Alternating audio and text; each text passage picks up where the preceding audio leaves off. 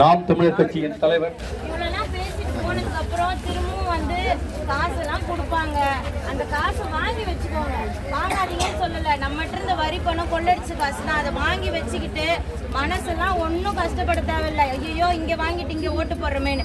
அவங்க இதெல்லாம் நல்லது பண்ணி தரேன்னு நம்மளை ஏமாத்தும் போது அந்த மனசு வலிக்கலையா? உங்க மனசையும் வலிக்குது. ஒரு தடவை அவங்களுக்கு ஏமாத்தினாதான் அவங்களுக்கு புரியும். ஓ இனிமே காசு கொடுத்தா இந்த மக்கள் ஏமாற மாட்டாங்க, நல்லது பண்ணாதான்டா ஓட்டு போடுவாங்கன்னு தெரியும். அதுக்காகவாது என்ன பண்றீங்க? ஒரு தடவை காசு வாங்கி வச்சுக்கோங்க. இங்க பாருங்க, ஒரு ஆளுக்கு 1000 கொடுத்தாங்க. ஏன்னா இடைத்தேர்தல் மூக்குத்தினா லட்டுல குடுக்குறாங்களாம். பத்திரமா வாங்கி வச்சுக்கிப்பாங்க, மாத்திக்கோங்க. வாங்கி வச்சுக்கிட்டு ஒரு போட்ட மைக்ல போடுங்க. கொஞ்சம் 1 2 3 மாத்தி காட்டுன்றது மட்டும் பாருங்க. சரியா? எல்லாரும் சொல்லுங்க.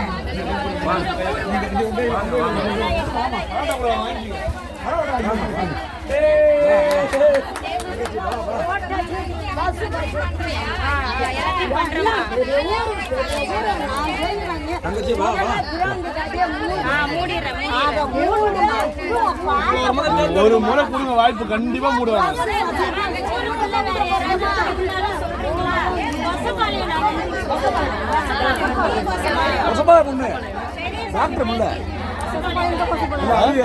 சூரப்பட்டுல அன்னியூர்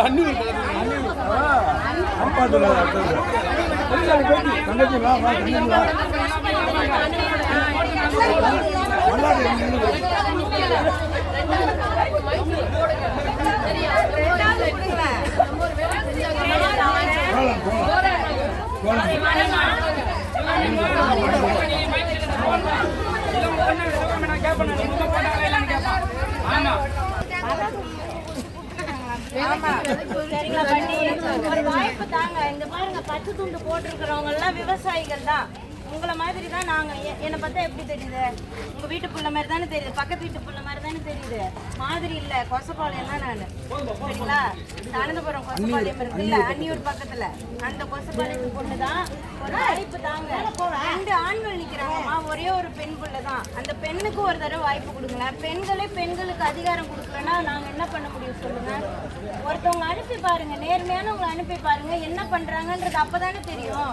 காசு வாங்கி வாங்கி வாங்கி நம்ம ஓட்டு போடுறதால தான் இந்த சாலை இப்படி இருக்கு. இந்த மது கடைகள்லாம் திறந்து டாஸ்மார்க் தொடர்ந்து பஸ் இருக்காமா இந்த ஊருக்கு?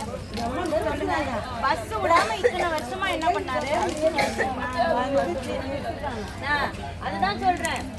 இதுக்கு முன்னாடி இருந்த எம்எல்ஏவும் செய்ய மாட்டாரு. நீங்க அதே கட்சியில இந்த உதயசூரியன்ல இருந்து திரும்ப ஒரு எம்எல்ஏ வந்தாலும் செய்ய போறது இல்லை. அவர் செய்யாத இவர் என்ன செஞ்சுருவாரு? நீங்க கவலைப்படாதீங்க, எல்லாத்தையும் தங்கச்சி சரி பண்ணி தரோம்.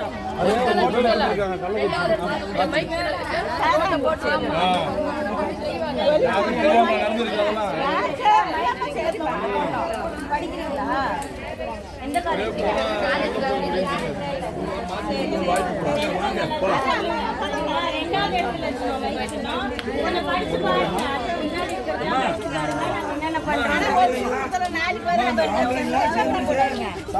மூட மாட்டாங்க.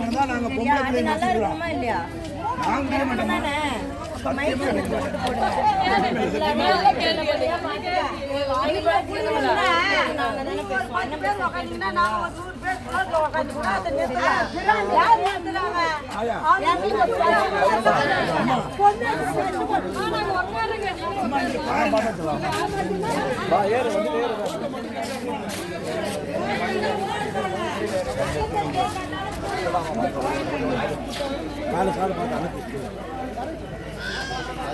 வணக்கம்.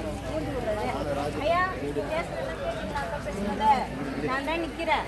கொசப்பாளையம் தான் உங்க வீட்டு பேட்டி தான். உங்க பேட்டியே கையில் கொடுக்குறாங்க. சரிங்களா? தெரியுறவங்க நல்லவங்களை பார்த்து ஓட்டு போடுங்களா? காசு என்ன பண்ணுவாங்க? வாங்கி வச்சுக்கோங்க, நல்லதுதான். நம்ம காசு தானே. வாங்கி வச்சுக்கிட்டு ஒரு ஓட்டை தான் போட்டு பாருங்க. நல்லவங்களுக்கு படிச்சவங்களுக்கு போட்டு பாருங்க. அதான் மாறணும். இன்னமும் உதயசூரியன்லாம் குத்தக்கூடாது. எல்லாரும் வந்துட்டாங்க. பொம்பளை பிள்ளை இந்த மாதிரி பெண்கள் போடுவீங்கன்னா பொம்பளை பிள்ளை நிறுத்திருக்கலாம். எல்லாம் அரசியல்ல ஆம்பளை தான் நிறுத்துவானுங்க. படித்த பொண்ணு, டாக்டருக்கு படித்த பொண்ணு, ஒரே பொண்ணு தான் நிற்குது. ஆமாம், பெண்களுக்கான தேவையை பெண்கள் தானக்கா பூர்த்தி செய்ய முடியும்.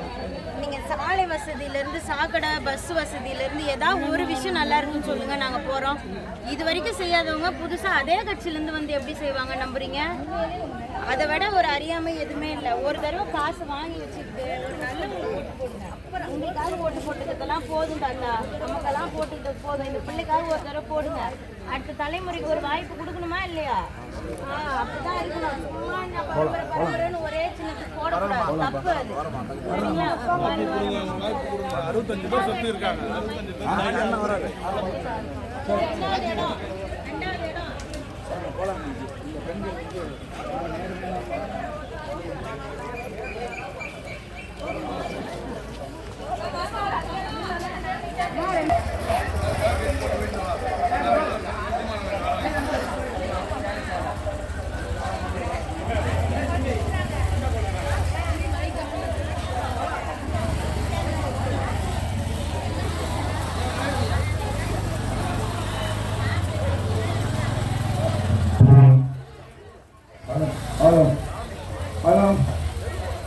தமிழ் அன்பான உறவுகளை, உங்கள்கிட்ட பேசுனதுக்கு அப்புறமா எங்களுக்கு என்ன புரியுதுன்னா, நீங்கள் உண்மையாவே ஒரு நல்ல எம்எல்ஏவுக்காக ஏங்கி கொண்டிருக்கிறீர்கள். இங்க இருக்கக்கூடிய இந்த பிரச்சனைகள் எல்லாம் தீர்த்து வைப்பதற்கான ஒரு சட்டமன்ற உறுப்பினரை நீங்கள் எதிர்பார்த்து காத்திருக்கிறீர்கள் என்பது எங்களுக்கு புரிகிறது.